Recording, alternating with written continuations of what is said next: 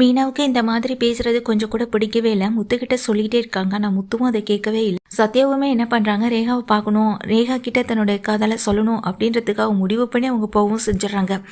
இதுக்கிடையில் இங்கே முத்து மீனா வேலை பார்க்குற அந்த அப்பார்ட்மெண்ட்டுக்கு கீழே இருக்க கடையில் நிற்கிறாங்க. அந்த இடத்துக்கு தான் முத்து போகிறாங்க. மீனாவும் அங்கே முத்துவை பார்த்ததும், என்னங்க இவ்வளோ அவசரமாக ஓடி வந்திருக்கீங்கன்னு சொல்ல, இல்லை சத்யா எதுவும் உனக்கு ஃபோன் பண்ணானா அப்படின்னு கேட்க, இல்லைங்க அப்படின்னு சொல்லும்போது, எனக்கும் ஃபோன் பண்ணலை, நான் ஃபோன் பண்ணேன் அவனும் அட்டன் பண்ணலை, அதான் என்னாச்சு ஏதாச்சுன்னு தெரியல மீனா அப்படின்னு சொல்ல, நான் தான் அப்போவே சொன்னலைங்க, அவங்க ரொம்ப பெரிய பணக்கார வீட்டு இடம், இங்கே சத்யாவை நம்பி அவங்க கம்பெனியில் வேலை கொடுத்துருக்காங்க, சத்யா இப்பெல்லாம் பண்ணுனா அவங்க ஏதாவது பார்த்துட்டு அமைதியாக இருப்பாங்க, எனக்கு ஏதோ பயமாகவும் பதட்டமாகவும் இருக்குன்னு சொல்லி மீனா பேசிக்கிட்டு இருக்கும் போதே சத்யாவும் வராரு. சத்யா வந்ததை பார்த்ததும் இங்கே மீனாவுக்கு அப்போ தான் உயிரே வந்த மாதிரி, டேய் சத்யா அப்படின்னு ஓடி போய் பக்கத்தில் நிற்க, ஏன்க்கா என்னாச்சுக்கா அப்படின்னு சொல்லும்போது, டேய் ஏன்டா உன் ஃபோனை எடுக்கவே இல்லைன்னு சொல்ல, இல்லை மாமா ஃபோனு சைலண்டில் கடந்தது அதான் நான் பார்க்கலன்னு சொல்லும்போது, என்னடா நீ, ஆமாம் அந்த பொண்ணு ரேகாவை போய் பார்த்தியா பேசினேன்னு சொல்லி கேட்க, பார்த்துட்டேன் மாமா பேசிட்டேன் அப்படின்னு சொல்கிறாங்க.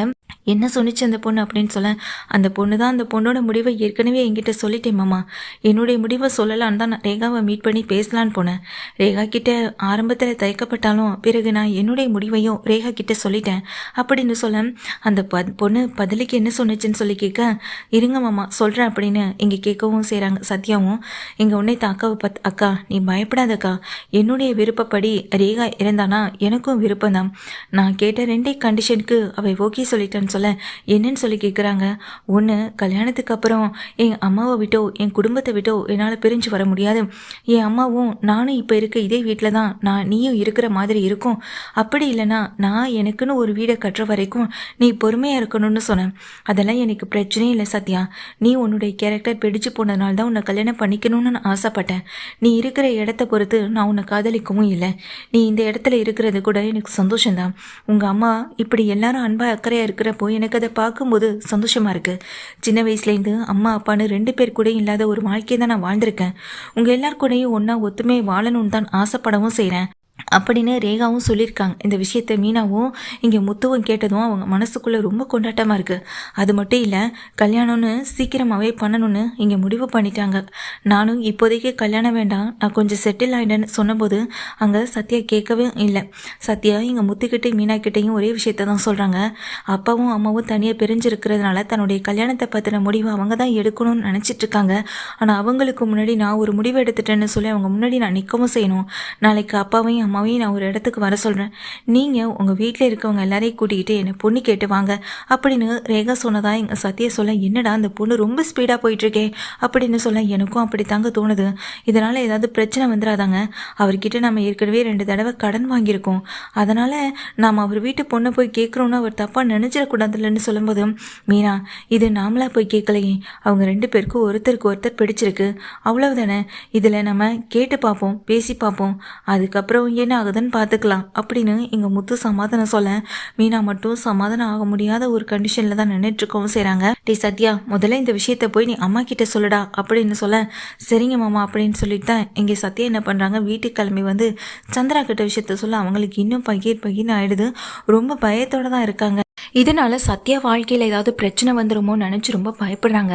ஆனால் மீனா கிட்டே ஃபோன் பண்ணி பேசும்போது, அம்மா அவரே இதில் விஷயத்தில் ரொம்ப தெளிவாக இருக்கார், எங்கள் சத்யாவுடைய சந்தோஷம்தான் முக்கியம்னு அவரை சொல்கிறாரு, அவர் சொல்கிறதை கேட்கும் போதெல்லாம் எனக்கும் மனசுக்கு நிம்மதியாகவும் சந்தோஷமாக தான் இருக்குது, ஆனால் இதெல்லாம் நடக்குமான்ற ஒரு கேள்வி தான் இருக்குது, இந்த பொண்ணை வர சொல்லியிருக்குன்றப்போ நம்ம எதுக்கும் கவலைப்பட வேண்டாம், அவங்க கூப்பிட்ட இடத்துக்கு நம்ம போகலாம் அப்படின்னு எங்கள் மீனாவும் சொல்லிடுறாங்க. சரிடி எதுக்கும் ஒரு வார்த்தை நான் மாப்பிள்ளைக்கிட்டையும் அங்கே சீதா கிட்டையும் சொல்லிடுறேன்னு அங்கே சீதாவுக்கு ஃபோன் பண்ணி விஷயத்த சொல்ல, சீதா இந்த விஷயத்த வந்துட்டு உடனே ஃபோனை வந்துட்டு அருண் கிட்ட கொடுக்க, அருண் இதை கேட்டதும் ரொம்ப அதிர்ச்சி ஆகுறாங்க. என்ன சொல்கிறீங்க அத்தை, அப்படி எப்படி அவர் இதுக்கு சம்மதிப்பாருன்னு சொல்லி கேட்க, எனக்கு தெரியலை மாப்பிள்ளன்னு சொல்லும்போது, சரிங்க அத்தை நானும் வரேன் அப்படின்னு சொல்லிட்டு ஃபோனை வைக்கிறாங்க. உனக்கு இந்த விஷயம் எல்லாமே ஏற்கனவே தெரியுமா சீதான்னு கேட்குறாங்க சீதா கிட்ட. சீதாவும் இல்லைங்க அம்மா சொல்லி தான் எனக்கு இப்போ இந்த விஷயம் தெரியும்னு சொல்ல, அந்த முத்து நான் இல்லாமலே முடிவெடுக்க ஆரம்பிச்சிட்டேன்னா சத்யாவுக்கு அந்த வேலையை வாங்கி கொடுத்ததே நான் தானேன்னு சொல்ல, அதுக்காக நீங்கள் அவர்கிட்ட பேசி இந்த கல்யாணத்தில் சம்மதிக்க வச்சு சத்யாவுக்கும் ரேகாவுக்கு கல்யாணத்தை பண்ணி வச்சிருவீங்களா அப்படின்னு சொல்லிட்டு சீதா கேட்க, இங்கே பார் நான் நினச்சா என்ன வேணாலும் செய்ய முடியும் அப்படின்னு அங்கே அருண் சொல்கிறாங்க. இங்கே சீதா இதுக்கு மேலே அவர்கிட்ட பேசி புரிய வைக்க முடியாதுன்னு சொல்லி அவங்க உள்ளவும் போக அடுத்த நாள் எல்லாருமே கிளம்பி ரெடியாக இருக்காங்க. ரேகா சொன்ன இடத்துக்கு இங்கே எல்லாருமே கிளம்பிட்டு போகிறாங்க. அவங்க அப்பாவே வரவழைச்சிருக்காங்க. அதே போல் சிந்தாமணி ஒரு பக்கம் காரில் வந்து வெயிட் பண்ணிக்கிட்டு இருக்கேன். இங்கே ஒரு ஃபேமிலியை வந்து நிற்கவும் செய்து எதுக்காக ரேகா இன்னைக்கு நம்மளை இங்கே பேச வர சொன்னான்னு ஒரு எதிர்பார்ப்போடு உட்காந்துருக்காங்க. அவங்க அப்பாவும் ரேகா ஏற்பாடு பண்ண வீட்டில் உள்ள அமைதியாக இருக்க, வெளியில் இங்கே சிந்தாமணி வெயிட் பண்ணிகிட்டு இருக்கா. அப்போ தான் ஒரு கார் வந்து இறங்குது. கார்லேருந்து முத்து, மீனா, அப்புறம் மீனாவுடைய அம்மா, தம்பி, சீதா, அருண் அப்படின்னு எல்லாருமே வராங்க. கையில் 2 தாம்பழத்தட்டும் இருக்கு. இதை பார்த்து சிந்தாமணிக்கு எதுவும் புரியலை. எதுக்காக இதுங்கெல்லாம் இந்த வீட்டுக்கு வருதுங்க அப்படின்ற மாதிரி பார்த்துக்கிட்டு இருக்காங்க. என்ன விஷயமா இருக்குன்னு தெரியலையாக்கான அந்த ஆளு சொல்ல, சரிவா உள்ளே போய் பார்க்கலாம் அப்படின்னு சொல்லிட்டு இங்கேருந்து அந்த சிந்தாமணி உள்ளே போகிறாங்க. சிந்தாமணி உள்ளே போகும்போது அங்கே சிந்தாமணியை பார்த்த உடனே முத்து குடும்பத்தில் இருக்க எல்லாருக்குமே அதிர்ச்சி. இவங்க எங்கங்க இங்க அப்படின்னு சொல்லும்போது ரேகா வந்து உள்ளே கூப்பிடுறாங்க. ரேகா யார் அப்படின்னு சொல்லி கேட்க, இவங்க தான் என் அம்மா, பேர் சிந்தாமணி, உங்களை மாதிரியே தான் இவங்களும் பிஸ்னஸ் பண்ணிட்டு இருக்காங்க அப்படின்னு ரேகா அறிமுகப்படுத்த, இதை கேட்ட உடனே மீனாவும் முத்தும் ஒருத்தர் மாற்றி ஒருத்தர் பார்த்துக்கிறாங்க. கையில் இருக்க தாம்பளத்தட்டு வரேன். அம்மா, அப்பா, உங்ககிட்ட ஒரு விஷயத்த சொல்லணும், அதுக்காக தான் நான் உங்களை இங்கே வர சொன்னேன். இவங்க என்னை பொண்ணு கேட்டு வந்திருக்காங்க.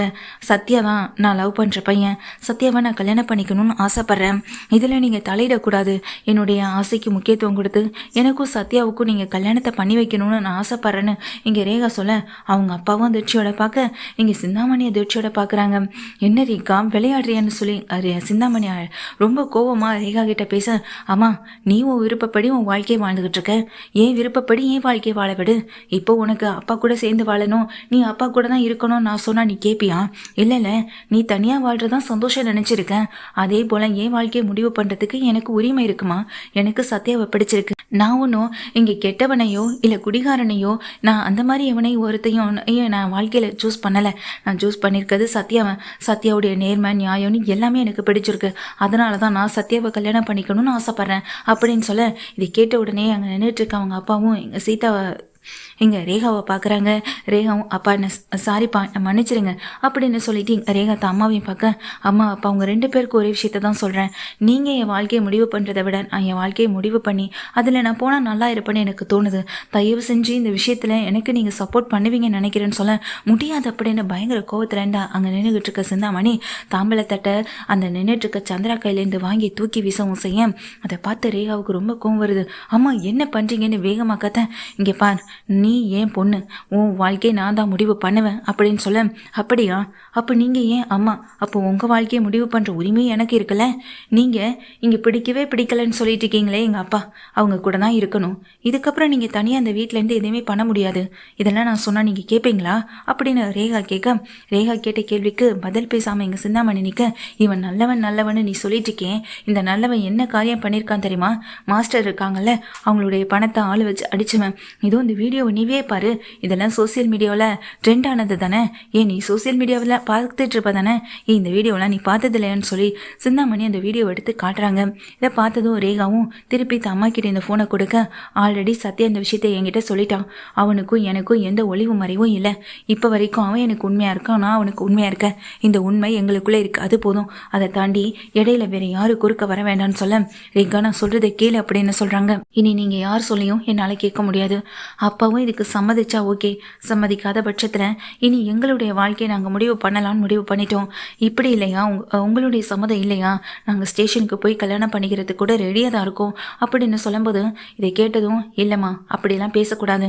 உங்கள் அம்மா அப்பா உன்னை கஷ்டப்பட்டு வளர்த்து ஆளாக்கியிருக்காங்க, அவங்களுக்கும் இதில் சம்மதம் இருக்கணும்லன்னு சொல்ல, என்ன ரேகா வளைச்சி போட்டால் எல்லா சொத்தும் எல்லா பூக்கடையும் உனக்கு இங்கே உன் குடும்பத்துக்கும் வந்துடும் அப்படின்றதுக்காக தான் இப்படி உன் தம்பியை வச்சு என் பொண்ணை மயக்கிறதுக்கு பிளான் பண்ணியான்னு சொல்லி கேட்க, அந்த மாதிரி கேவலமான எண்ணம்லாம் எனக்கும் என் புருஷனுக்கோ என் குடும்பத்துக்கோ கிடையாது. அந்த மாதிரி நீ வேணா யோசிப்பேன், எங்களால் அதனால் ஒருபோதும் யோசிக்க முடியாது. இப்போ கூட 2 பேர் மனசும் சம்மந்தப்பட்ட விஷயமா தான் நாங்கள் பார்க்க வந்திருக்கோம். நாங்கள் தொழில் விஷயமாவோ தொழில் போட்டி விஷயமாவோ பார்க்கறதுக்கோ இல்லை அதை பற்றி பேசுகிறதுக்காகவோ இல்லை அப்படின்னு மீனா சொல்ல, இங்கே சிந்தாமணியும் முறைச்சி பார்த்துட்டே இருக்காங்க. இங்கே பாருங்கம்மா, நான் என் முடிவை சொல்லிட்டேன். என்னுடைய முடிவை தாண்டி நீங்கள் வேறு எந்த முடிவு எடுத்தாலும் அது செல்லாது. அதே போல் இந்த குடும்பத்துக்கு வேறு வகையில் ஏதாவது கஷ்டத்தை கொடுக்கணும்னு நினச்சி நினச்சிங்க அப்படின்னாலும் நான் அம்மான்னு கூட பார்க்க மாட்டேன், உங்களை நான் சும்மாவே விட மாட்டேன் அப்படின்னு சொல்ல, ஏமா ரேகா நான் சொல்கிறதையாவது கொஞ்சம் கேளுமா. நான் அப்பா சொல்ல, சாரிப்பா இது நாள் வரைக்கும் நீங்கள் எனக்காக என்ன பண்ணியிருக்கீங்க, என்ன படிக்க வச்சுருக்கீங்க, அவ்வளவுதானே தவிர்த்து வேறு ஏதாவது நான் ஆசைப்பட்டதை நீங்கள் செஞ்சுருக்கீங்களா? இல்லையே. இப்போ வரைக்கும் உங்கள் விருப்பப்படி இருக்கணும், உங்கள் விருப்பப்படி வாழணும். உங்கள் 2 பேர் கூட இருக்க முடியாமல் நான் ஹாஸ்டலில் போய் இருந்தேன், அவ்வளவுதான். இதுக்கப்புறம் நான் ஒரு கூட்டு குடும்பமாக வாழணும்னு ஆசைப்பட்றேன். இனிமே இங்கே நான் ஆஃபீஸ்க்கு வரப்போகிறதில்ல, இனி உன்னை தேடி நான் உன் வீட்டுக்கு வரப்போகிறதில்லன்னு இங்கே தாப்பாவை பார்த்தும் அம்மாவை பார்த்தும் ரேகா சொல்லிட்டு, இனி சத்யா வீட்டில் தான் நான் இருக்க போகிறேன்னு சொல்ல, சத்யா வீட்லையான்னு எல்லாமே இங்கே பார்க்குறாங்க. ஆண்டி எங்கள் 2 பேருக்கும் கல்யாணம் பண்ணி வைங்க அப்படின்னு சொல்ல, இல்லைம்மா என்னம்மா நீ இப்படியெல்லாம் பேசுகிறேன்னு சந்திரா சொல்ல, ஆண்டி நான் உங்களுக்கு ஒரு பொண்ணாகவே தான் இருப்பேன், அந்த வீட்டில் எங்கள் சத்யாவோட அக்கா 2 பேரும் இல்லைனாலும் உங்களுக்காக நான் இருப்பேன் அப்படின்னு அங்கே ரேகா சொல்ல, சந்திரா பார்த்துட்டே இருக்காங்க. சத்யாவும் நின்றுட்டே இருக்காங்க. இந்த பொண்ணு இவ்வளோ ஸ்ட்ராங்காக முடிவெடுக்கும் போதே தெரியல மீனா, அந்த பொண்ணு பாசத்துக்காகவும் ஏங்கி தவிச்சிருக்குன்னு. நாம இனி இந்த பொண்ணு பக்கமாகவே இருப்போம், உன்னுடைய சொத்தோ பணமோ இந்த பொண்ணே தேவையில்லைன்னு சொல்லிடுச்சு. இனிமேல் அதை பற்றி பேசுகிறதுக்கு எதுவுமே இல்லை. 2 பேரும் சந்தோஷமான ஒரு வாழ்க்கை வாழணும்னு ஆசைப்பட்றாங்க. இந்த கல்யாணத்தை நாமளே நடத்தி வச்சலான்னு அங்கே முத்துவும் சொல்ல, ஆமாங்க இங்கே சொல்கிறதாங்க எனக்கும் சரின்னு தோணுதுன்னு மீனாவும் சொல்லிட்டு இருக்காங்க. அவங்க விருப்பத்துக்கு முடிவெடுக்கணும்னா என்ன எதுக்கு இங்கே வரவழைச்சாங்கன்னு சீதாவை பார்த்து அருண் மறைக்க, உடனே சீதா அருணை பார்த்து சொல்கிறாங்க, இங்கே யாரும் அவங்க விருப்பத்துக்கு முடிவு எடுக்கலை. ஏன் நீங்கள் என்னை காதலிக்கலை, நீங்கள் என்னைய தான் கல்யாணம் பண்ணணும்னு சொல்லி என்கிட்டையும் எங்கள் அக்கா கிட்டேயும் வந்து பேசலை. எங்கள் வீட்டுக்கு தெரியாமல் எங்கள் அக்கா உங்களுக்கும் எனக்கும் ரிஜிஸ்டர் ஆஃபீஸில் கல்யாணம் பண்ணி வைக்கல. இப்போ குடும்பமாக மதித்து நம்ம எல்லாரையும் கூப்பிட்ருக்காங்க. இது சத்யாவுடைய வாழ்க்கை, முடிவு பண்ண வேண்டியது சத்யா முடிவு பண்ணிட்டா அந்த பொண்ணு தான் வேணும்னு. நீங்கள் லவ் பண்ணி என்னை கல்யாணம் பண்ணிக்கிட்டது தப்பு இல்லைன்னா அவனும் லவ் பண்ணி அந்த பொண்ணை கல்யாணம் பண்ணிக்கிறதுல எந்த தப்பும் இல்லை. இதில் முடிவுன்றது யாரும் எடுக்கலைங்க. ஏற்கனவே இங்கே சத்யா எடுத்த முடிவுப்படி தான் எல்லாம் போயிட்டுருக்குன்னு சீதா அருணை பார்த்து ஒரு முறை மறைக்க, அருண் எதுவுமே பேசாமல் கோவத்தோடு நிற்கிறாங்க. முத்து மீனா இவங்க எடுத்த முடிவுப்படி இங்கே ரேகாவுக்கும் சத்யாவுக்கும் கல்யாணத்தை பண்ணலாம் அப்படின்ற ஒரு முடிவை எடுத்துறாங்க. இதெல்லாம் கேட்டு இங்கே சிந்தாமணியால் ஒரு அடி கூட அடுத்து முன்னெடுத்து வைக்க முடியல. ரொம்ப திகைப்போட நின்றுட்டு இருக்காங்க.